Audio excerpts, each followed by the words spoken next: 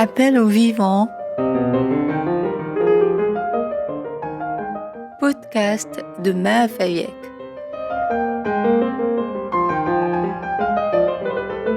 Mixage Chérif Fayek. Roger Garoudi, bonjour. Bonjour.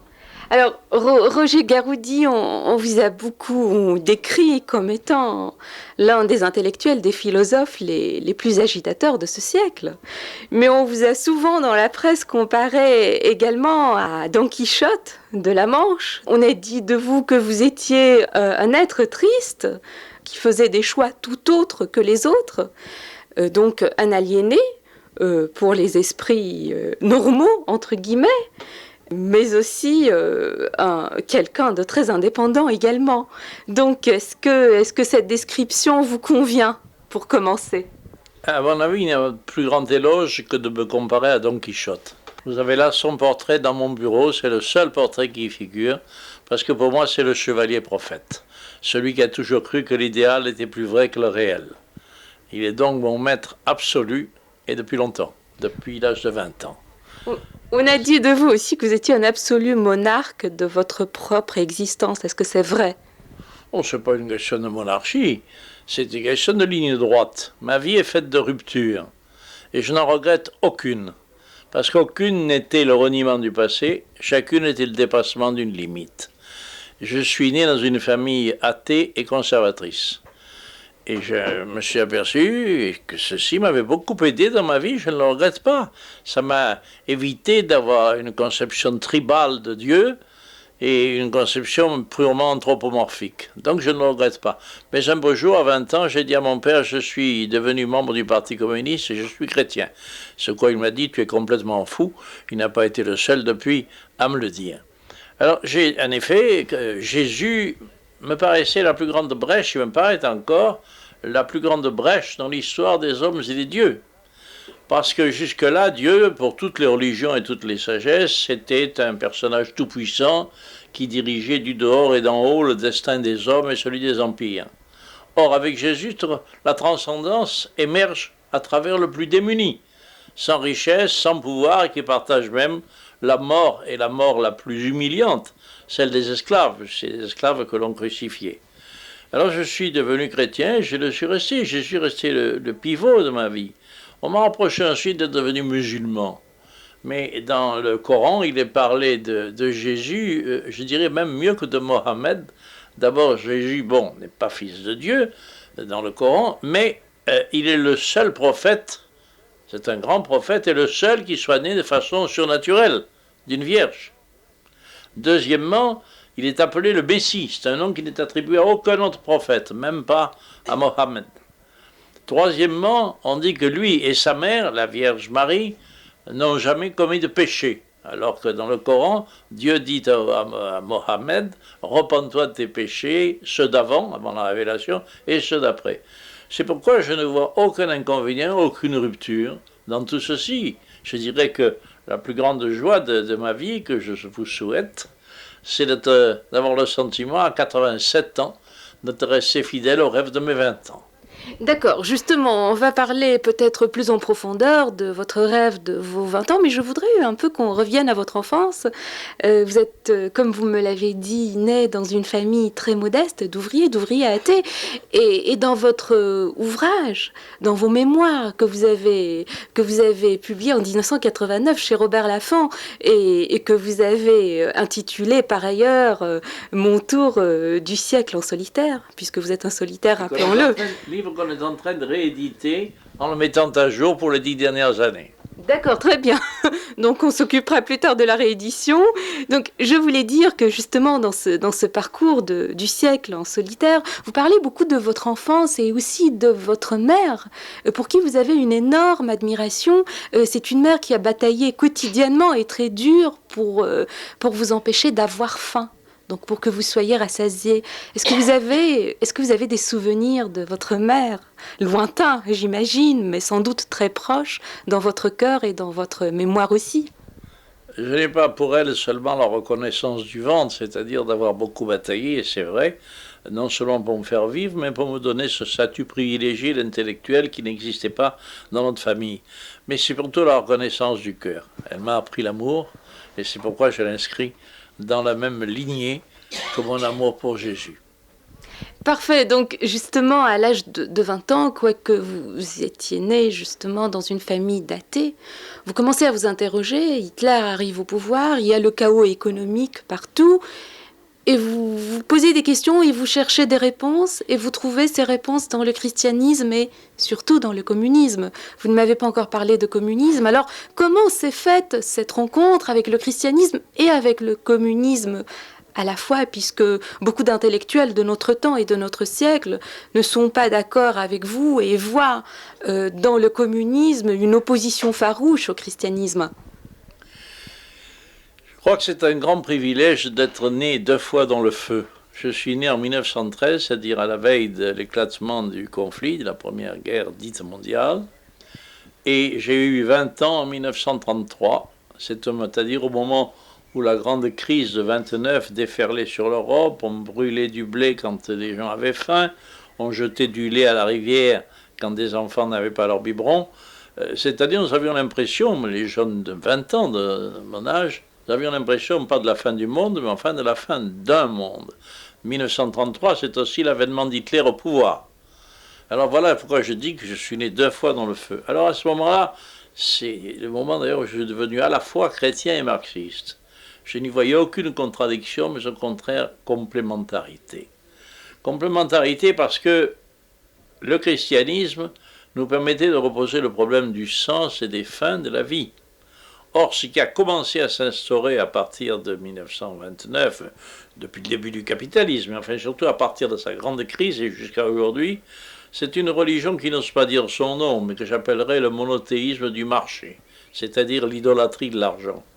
Alors, de ce point de vue, le christianisme, le personnage même de Jésus, me paraissait incarner, nous l'avons dit tout à l'heure pour quelle raison, le contraire de cette façon de vivre. Mais je n'ai jamais trouvé dans l'histoire du christianisme une véritable incarnation de cette vision du monde. Alors que j'étais jeune philosophe, j'étais étudiant en philosophie, je lisais Hegel et je lisais Marx. J'ai trouvé chez Marx quelque chose d'extraordinaire. Non pas une conception du monde, bien qu'il ait été philosophe d'origine, mais il a cherché surtout les racines sociales du désordre mondial et de la polarisation grandissante de la richesse à un pôle de la société, et c'est pourquoi il admirait beaucoup Adam Smith qui montrait comment le capitalisme était capable de créer de grandes richesses, mais en même temps, Marx a montré que cette répartition était de plus en plus inégalitaire. Or, je crois aujourd'hui encore qu'il avait raison, Marx ou Smith. C'est incontestablement Marx, dans un monde où aujourd'hui, un monde cassé, où 76% des richesses naturelles sont puisées dans le tiers-monde et sont utilisées et contrôlées par 20%. On ne peut pas imaginer une cassure plus grande, une vérification plus éclatante de la thèse de Marx. Nous avons une séparation grandissante de la richesse. 6% du peuple américain dispose de 50% de la fortune américaine. Et la proportion est à peu près la même en France, un peu moindre. C'est dire que, à mon avis, on ne peut rien comprendre au monde actuel si on n'utilise pas les méthodes de Marx. Pour moi, je le répète, Marx ne m'intéresse pas comme vision du monde, encore qu'il en ait eu une, mais il s'est très vite attaché aux moyens de surmonter les contradictions du système. C'est une méthodologie de l'initiative historique, le marxisme. C'est-à-dire le moyen de dégager les contradictions d'une société, d'analyser les contradictions d'une société d'une époque donnée, et à partir de cette analyse, de chercher le projet capable de la surmonter. Projet qui ne nous a pas donné. C'est que si j'ai été exclu du parti, ça ne veut pas dire que j'ai été exclu du marxisme. Je continue à croire que Marx est le plus grand penseur du XIXe siècle avec Hegel, dont il se disait un disciple critique d'ailleurs, précisément parce qu'il nous donne la clé pour comprendre aujourd'hui les raisons de cette cassure du monde, de cette polarisation croissante de la richesse et de la misère. L'exemple de l'Union soviétique est typique. Je dirais que son effondrement, c'est la vengeance posthume de Marx. On a fait exactement le contraire de ce que Marx disait. Pour Marx, il a écrit la Commune de Paris, c'est le modèle enfin trouvé d'un régime socialiste. Or, la Commune de Paris, c'était d'une part non pas la centralisation soviétique, mais au contraire ce qu'on appellerait aujourd'hui l'autogestion. Deuxièmement, ce n'était pas un État centralisé, c'était le fédéralisme. Et troisièmement, ce n'était pas le parti unique. Marx est toujours opposé à ce que dans la première internationale, il n'y ait qu'un parti. Alors, Roger Garoudi, à cette époque, vous avez été justement profondément marxiste. Vous avez quand même subi plusieurs déceptions, puisque vous avez vécu la guerre, vous avez connu l'humiliation, vous avez connu la déportation, vous avez connu les camps. Comment avez-vous vécu cette période où vous faisiez connaissance avec le marxisme, où vous étiez profondément communiste chrétien, où c'était une période également de déception continue?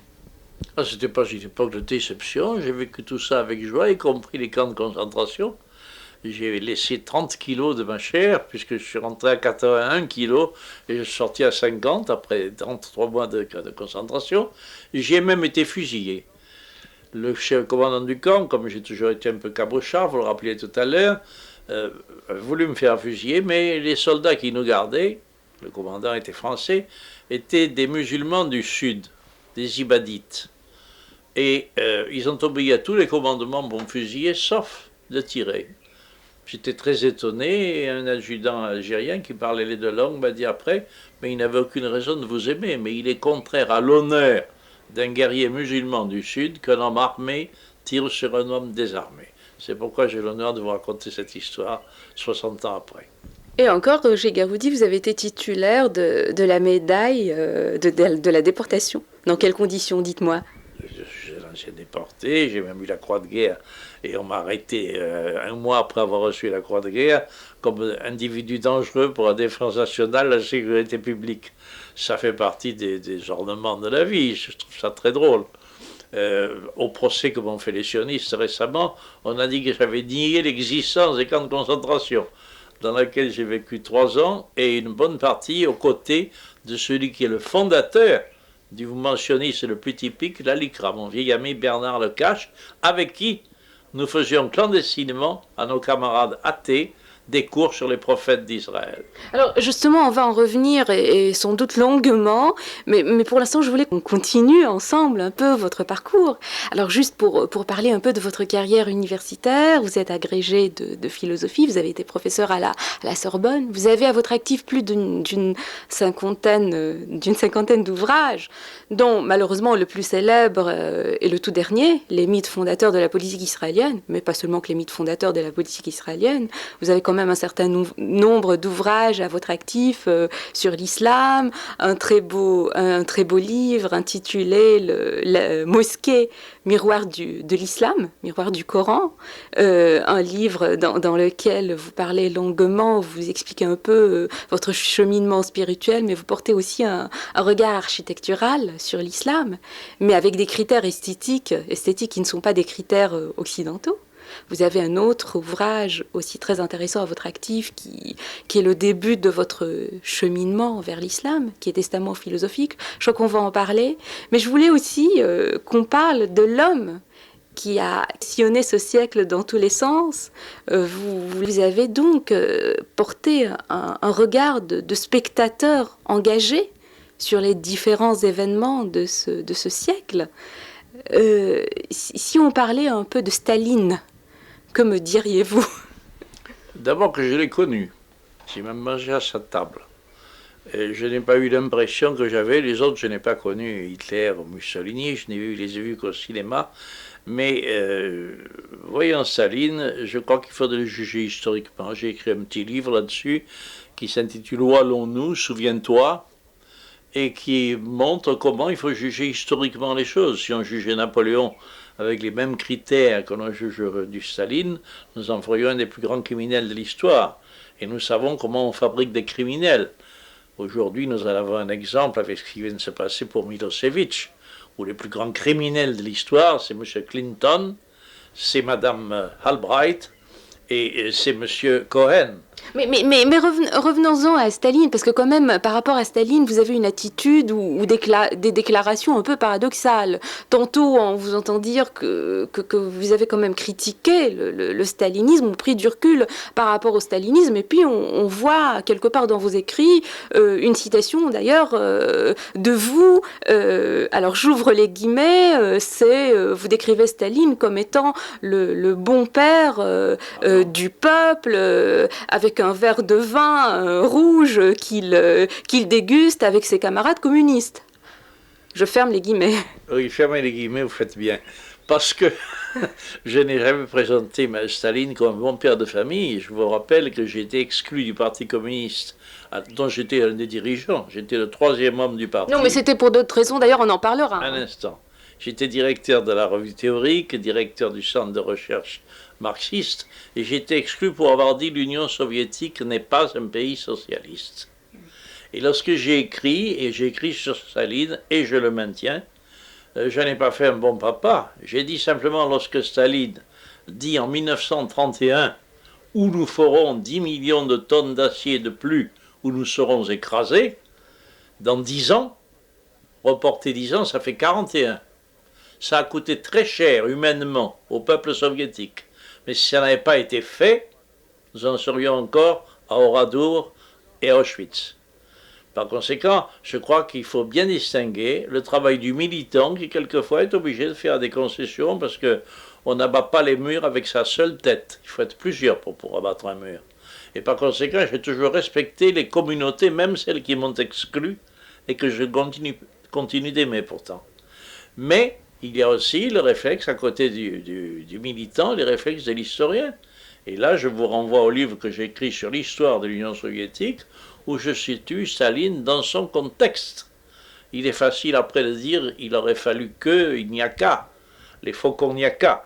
Je n'ai jamais aimé ce genre d'individu. Quand on fait l'histoire, c'est vrai qu'il faut quelquefois se salir les mains, n'en déplaise à M. Sartre. Je n'ai jamais regretté de le faire, parce que j'ai toujours pensé comme Peggy que les idéalistes sont les mains propres, mais qu'ils n'ont pas de main.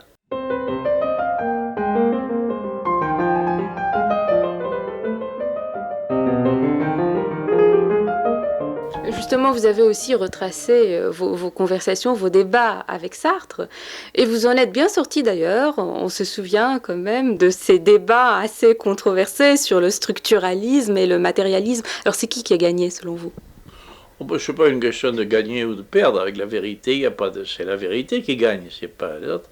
C'est vrai que nous avons eu avec Sartre à la fois des rapports d'amitié et des rapports de fâcherie très graves. Ah oui. Il y a eu des périodes où il refusait de me serrer la main et d'autres périodes où nous étions comme deux frères. Il a commencé son Flaubert dans le jardin que vous venez de traverser dans ma propre maison. Mais ce que je reprochais à Sartre, je lui ai dit un jour, vous avez le cœur à gauche et la tête à droite.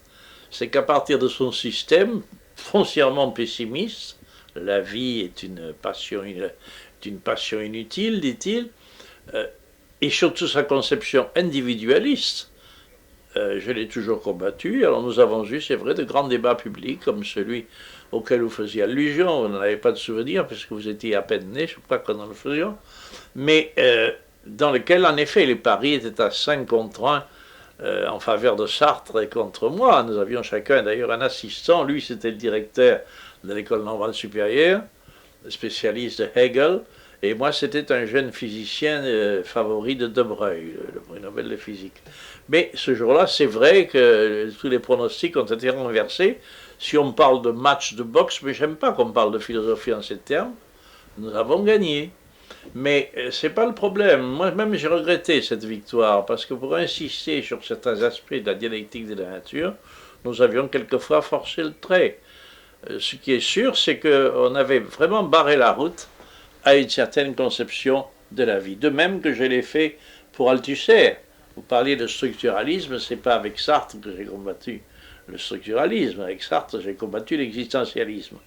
Mais avec Althusser, j'ai combattu le structuralisme parce que, avec sa conception, si ce sont effectivement les structures qui font l'histoire et pas les hommes, comme l'enseignait Marx, puisque Marx dit à plusieurs reprises, les hommes font leur propre histoire, mais ils ne la font pas dans des conditions arbitraires.